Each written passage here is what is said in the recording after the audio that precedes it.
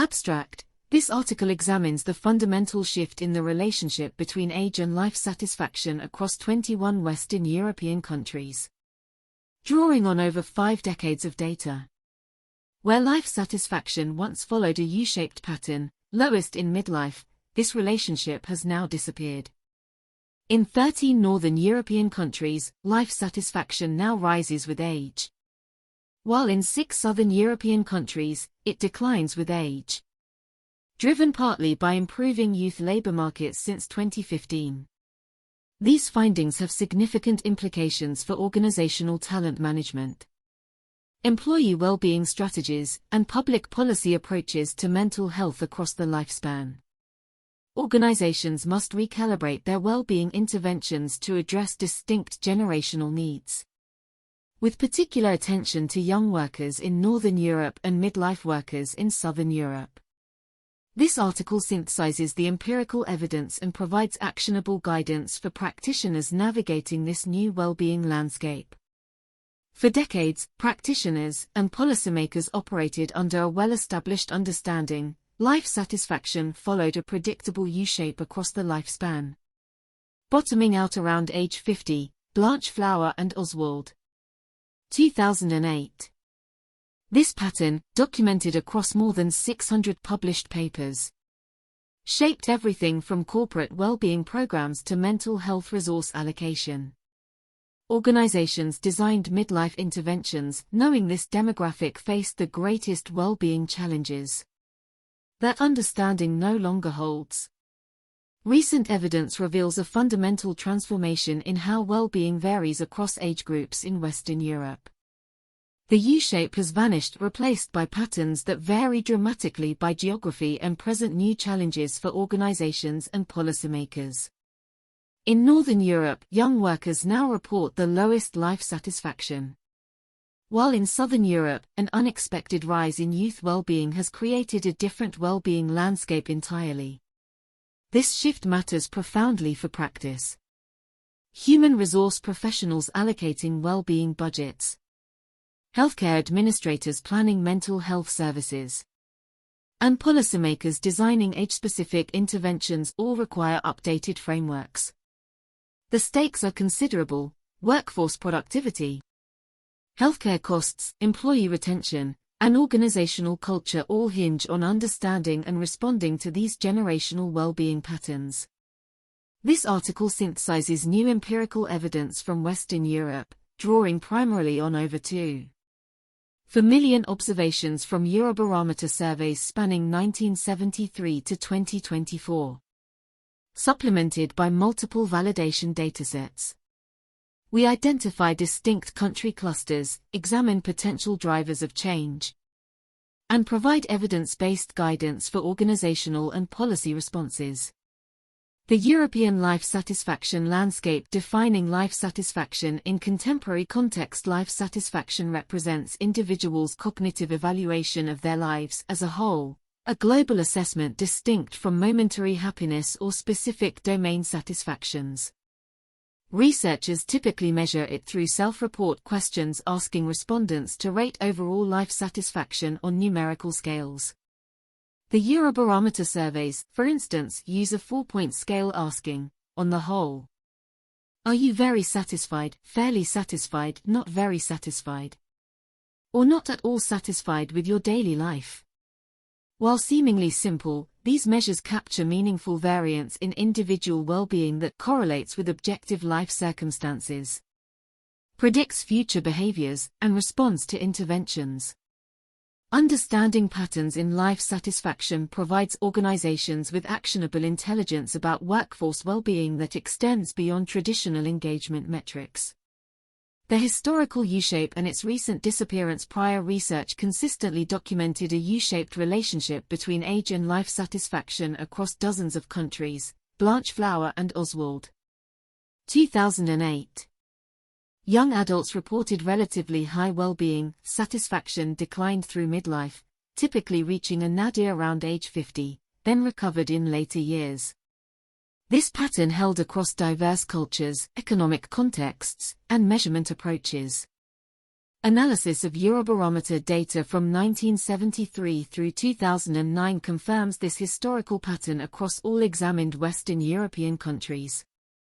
During this period, the midlife satisfaction dip appeared consistently, with minimums typically occurring in the 45 to 54 age category. The pattern persisted from 2010 through 2019, with life satisfaction reaching its lowest point in middle age across every country examined. However, recent data reveals a striking transformation. Analysis of 2020 to 2024 Eurobarometer responses shows the U-shape has disappeared across Western Europe, replaced by divergent patterns that cluster geographically.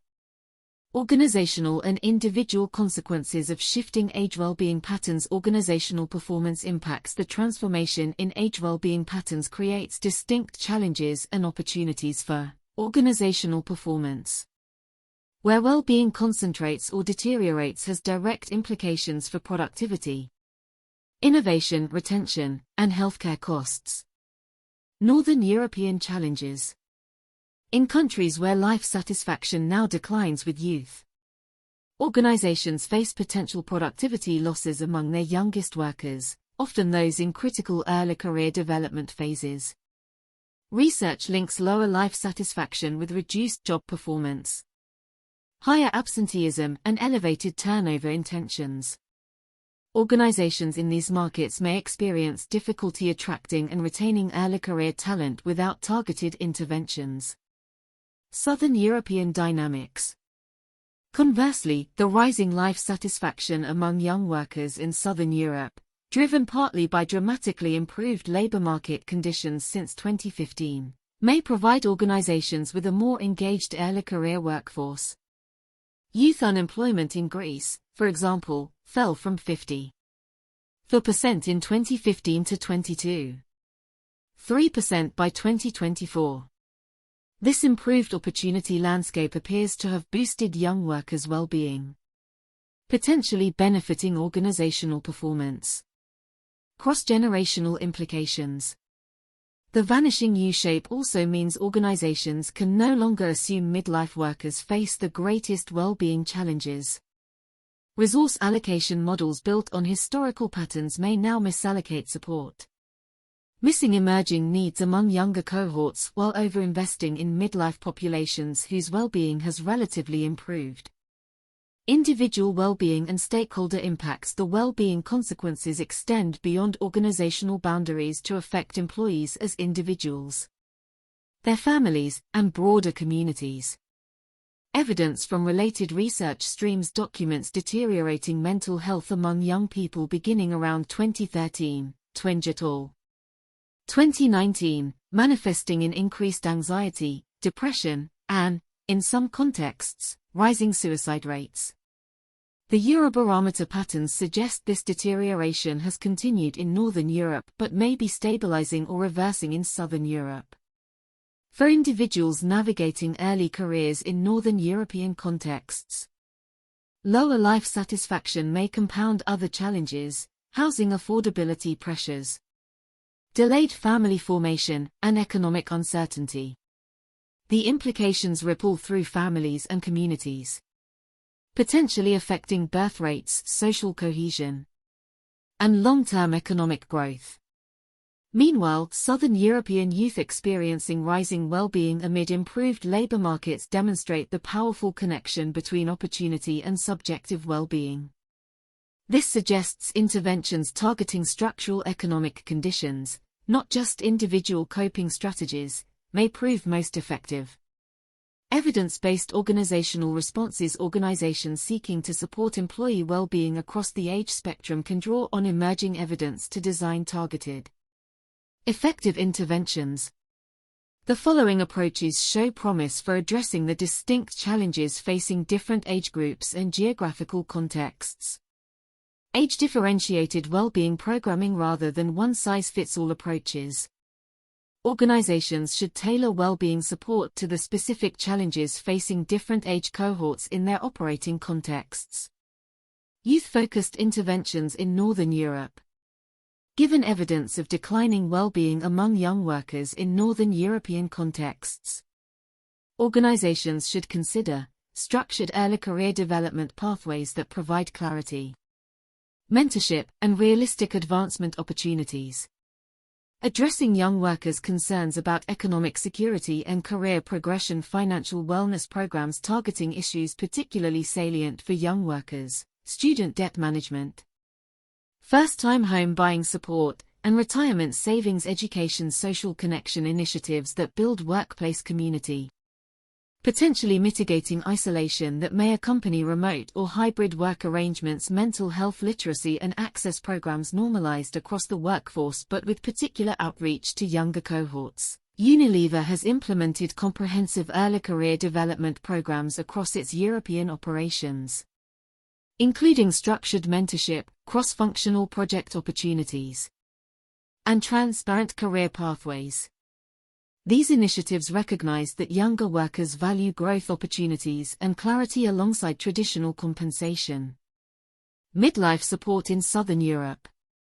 While young workers in Southern Europe show improving well-being, midlife workers in these contexts may face distinct challenges requiring organizational attention. Career transition support for workers navigating industry changes or seeking new challenges after extended careers. Caregiving assistance addressing the sandwich generation phenomenon, where midlife workers balance aging parent care with dependent children. Skills development opportunities ensuring midlife workers can adapt to technological and economic shifts. Telefonica, operating extensively in Spain and across Southern Europe, has implemented reskilling programs recognizing that midlife workers need ongoing development opportunities to maintain employability and engagement in rapidly changing industries.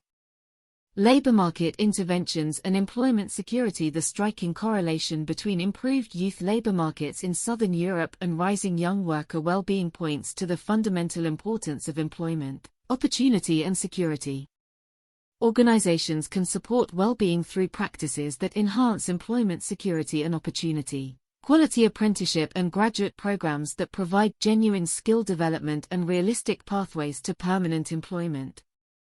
Not just low-cost temporary labor. Transparent hiring and advancement criteria reducing perceived unfairness and enhancing younger workers' sense of control over career trajectories. Investment in training and development signaling organizational commitment to workers' long-term prospects. Flexible work arrangements that enable workers to manage multiple life demands without sacrificing career progress. Siemens operates extensive apprenticeship programs across Europe that combine classroom learning with practical experience, leading to permanent employment for successful participants.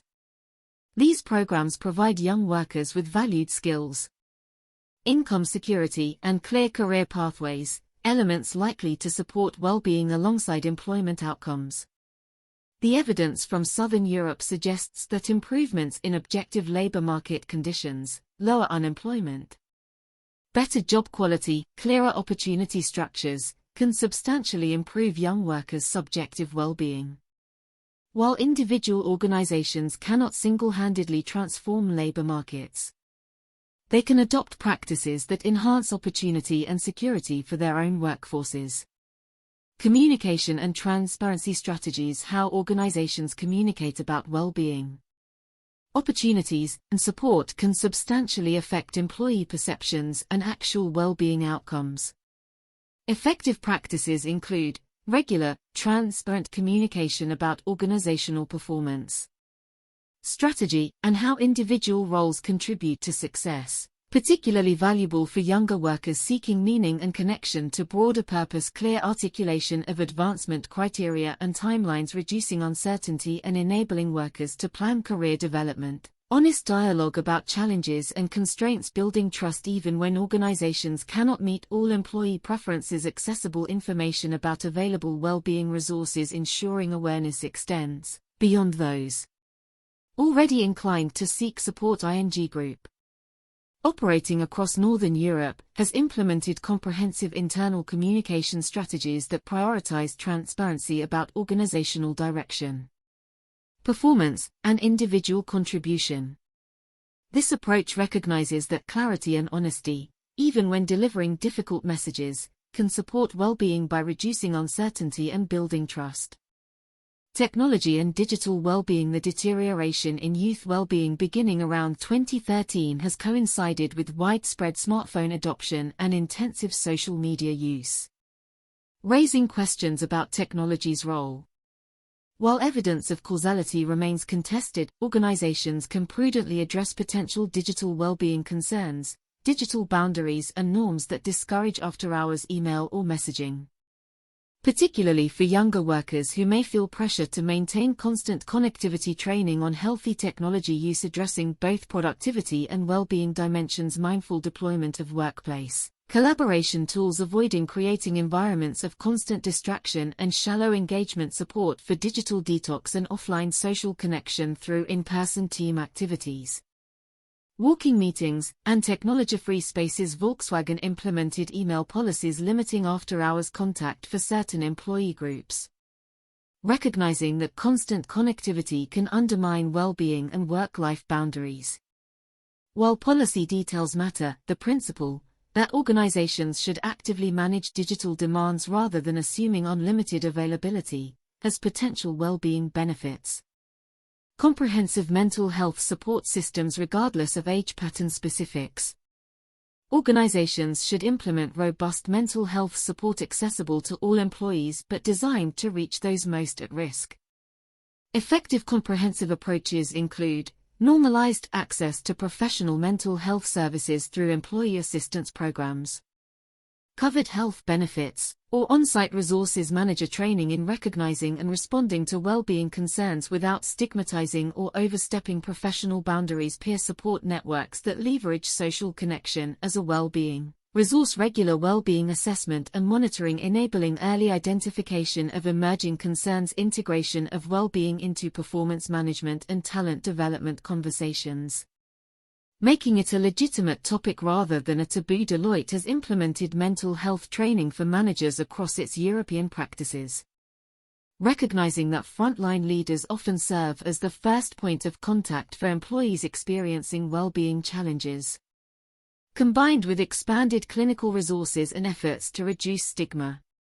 Such comprehensive approaches address mental health as a core organizational priority, building long-term organizational resilience and adaptive capacity beyond responding to current well-being patterns. Organizations should build systems and capabilities that enable adaptation as age well-being relationships continue evolving.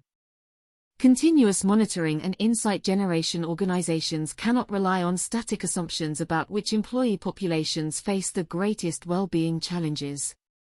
The transformation in age well-being patterns across Europe demonstrates how quickly established patterns can shift.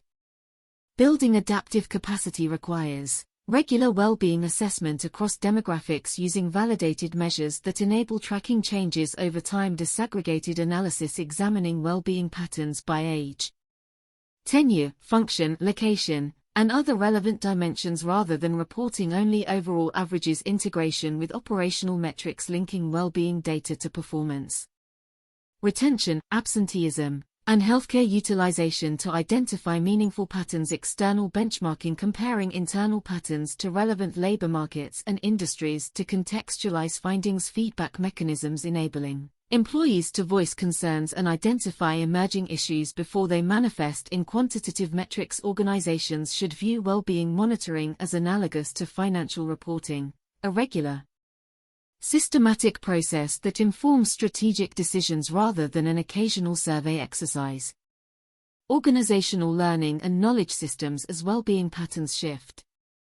Organizations must continuously update their understanding and practices rather than ossifying around historical assumptions.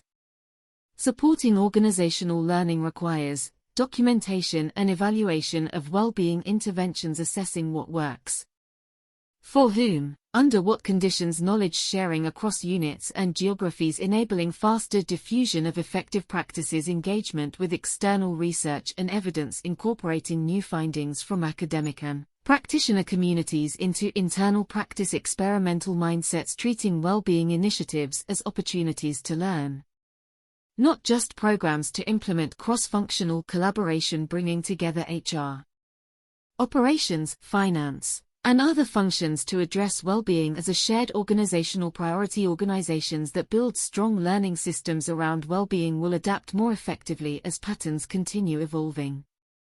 Flexible resource allocation and portfolio approaches. Fixed well-being budgets allocated according to historical patterns may increasingly misallocate resources as age well-being relationships transform.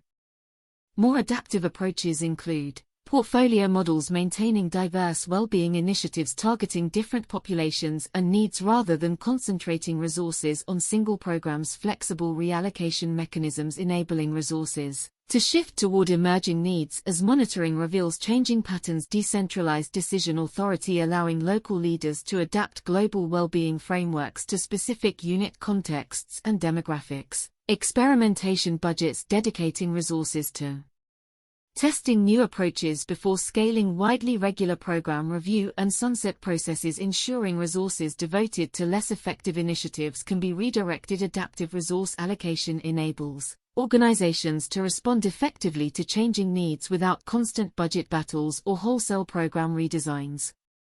Conclusion: the disappearance of the life satisfaction U-shape across Western Europe represents more than an academic curiosity. It signals a fundamental shift in the well-being landscape that demands organizational and policy response. Where well-being challenges once concentrated predictably in midlife, organizations now face distinct patterns varying by geography and age cohort. For practitioners, several imperatives emerge from this evidence. First, abandon one-size-fits-all well-being approaches. The divergent patterns across Northern and Southern Europe, and likely within countries by industry and demographic, require tailored responses that address specific populations' distinct challenges. Second, recognize the centrality of labor market conditions. The dramatic improvement in Southern European youth well-being coinciding with falling unemployment rates underscores that subjective well-being connects intimately with objective opportunity. Organizations supporting well-being must address structural employment conditions, not just individual coping strategies. Third, build adaptive systems. The rapid transformation in age well-being patterns warns against assuming current conditions will persist. Organizations need monitoring, learning, and resource allocation systems that enable continuous adaptation. Fourth, maintain comprehensive support across the age spectrum. While targeting resources toward populations facing the greatest challenges makes sense, all age groups require access to mental health support, development opportunities, and well-being resources. The evidence from Europe offers cautionary and hopeful lessons. The deterioration in youth well-being across Northern Europe demands urgent attention from organizations, policymakers, and communities. Left unaddressed, this could produce a generation of workers with persistent well-being challenges that affect productivity, innovation, and social cohesion for decades. Yet the Southern European experience demonstrates that well-being patterns can improve rapidly when structural conditions change. The dramatic decline in youth unemployment since 2015 has coincided with rising life satisfaction among young people in countries previously experiencing severe youth labor market crises. This suggests that interventions targeting opportunity and security, not just individual resilience, can yield meaningful well-being improvements. As practitioners navigate this evolving landscape, the fundamental insight remains: well-being matters profoundly for individuals, organizations, and societies. Understanding how it varies across age and context, and responding with evidence-informed interventions, represents not just sound human resource practice but an organizational and social imperative.